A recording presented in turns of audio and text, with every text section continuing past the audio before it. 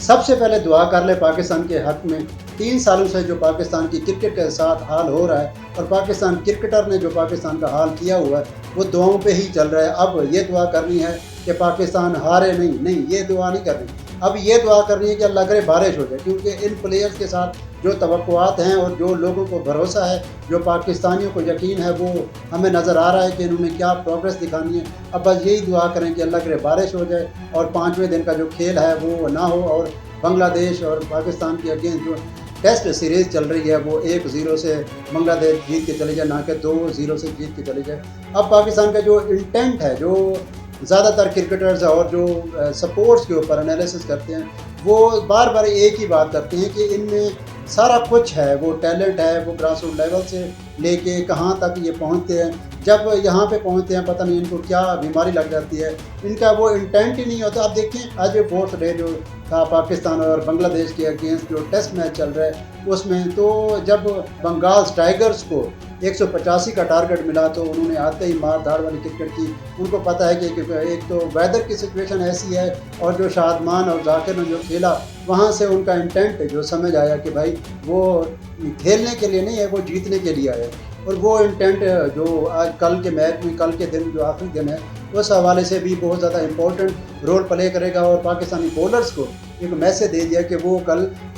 Time pass کرنے نہیں آئیں گے, میچ کو ڈرا کرنے نہیں آئیں گے, تو وہ جیتنے کے لیے ہی میدان میں اتریں گے. جبکہ دوسری اگر بات کی جائے تو جو پریڈکٹر ہیں وہ پریڈکشن دے رہے ہیں. آج میں پریڈکشن یہ میں آپ کو دکھاتا ہوں کہ پریڈکٹر کیا پریڈکشن دے رہے ہیں پاکستان اور بنگلہ دیش کے درمیان یہ جو ٹیسٹ میچ ہو رہا ہے اس کے بارے میں. جو 39% پاکستان کے حق میں کہہ رہے ہیں, 43% کہہ رہے ہیں کہ پاکستان کا یہ جو بنگلہ دیش کے ساتھ میچ ہے ڈرا ہونے کے چانس ہیں, 7% کہہ رہے ہیں کہ بنگلہ دیش جیت سکتا ہے. اور کس طریقے سے پروڈکشنز کو الٹا ثابت کرتے ہیں پاکستانی جو پریویس جو پرفارمنسز ہیں انڈیا کے اگینسٹ, چاہے ورلڈ کپ میں دیکھ لیں, یو ایس اے کے اگینسٹ ورلڈ کپ میں دیکھ لیں, یا اوور آل ہے جو پریویس 2 سے 3 سالوں میں پاکستان کی جو پریڈکشن اور پاکستان کی جو پرفارمنس چل رہی ہے وہ اس کے بارے میں پوری قوم کو پتہ ہے کہ ہونے کیا جا رہا ہے اور ہوگا کیا. الٹیمیٹلی ہمیں یہی دعا کرنی پڑے گی کہ پاکستان اور بنگلہ دیش کے درمیان یہ جو آخری ٹیسٹ میچ ہے وہ اللہ کرے بارش کی نظر ہو جائے اور یہ میچ اس طریقے سے ڈرا ہو جائے, نہ کہ ان ہمارے پلیئرز کو کسی بھی قسم کی مشکلات کا سامنا کرنا پڑے. یہ تو آج کی صورتحال ہے پاکستان اور بنگلہ دیش کے حوالے سے میچ کی تھی. اور دوسرا پاکستان کے جو پلیئرز ڈرافٹنگ کے لیے بگ بیش جو آسٹریلیا میں ہوتی ہے اس کے لیے نام دیے تھے, اور 69 جو مین کے اور 11 جو پلیئرز تھی وہ